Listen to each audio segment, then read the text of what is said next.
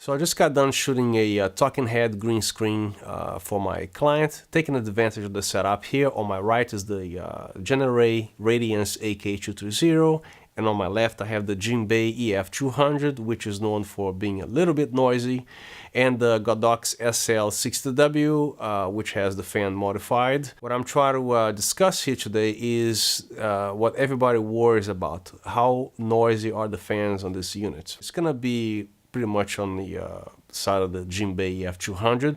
So I'm gonna be quiet here so you can hear or not hear the fans.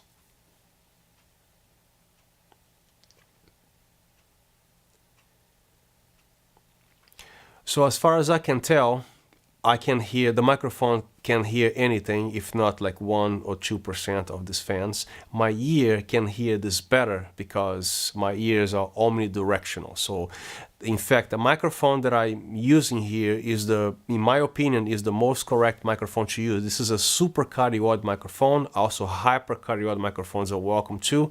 As long as it is not a shotgun microphone, I'm gonna go back to that in a second.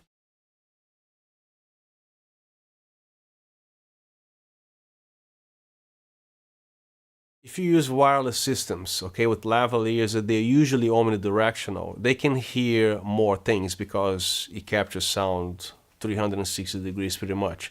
So you might be able to hear the fan more pronounced, more obvious. So for interviews, I definitely recommend using this type of microphones. You don't see big movie productions such as Paramount Pictures and other big movie companies using shotgun mics indoors because they're simply not meant or designed to be used indoors. What happens is, when you use a shotgun indoors, and you're gonna have undesired sound waves bouncing off the walls and hitting the side of the shotgun microphone, introducing artifacts to the sound.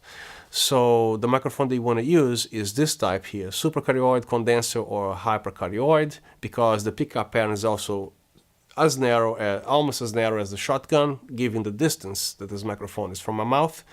And another thing that is key for the best audio, get that microphone close as much as possible to the source, which in case here is my mouth. If you back that off, you're gonna have a wider coverage and less intensity. The closer you get to the microphone, the more, the richer the sound is. So 1 inch here, it makes a huge difference. So the chances are the microphone being omnidirectional, you can hear more things going on around the microphone. For example, my ears can hear the fan of this light, which is fairly low.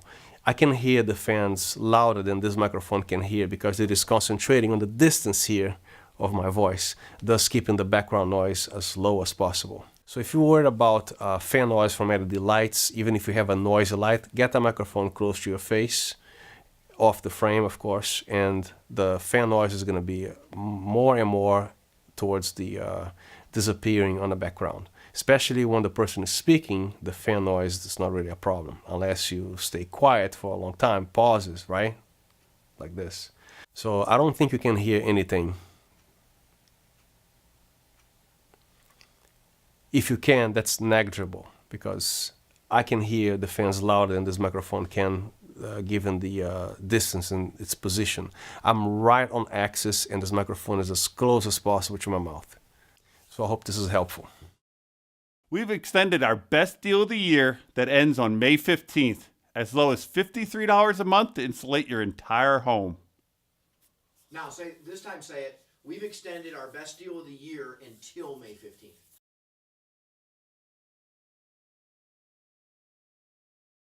Off for the day, coming in for appointments. We also have scheduling of appointments, communications with our veterinarians for questions that the clients have. When it was time to put our other pet down, Aurora, she had been very sick for a long time.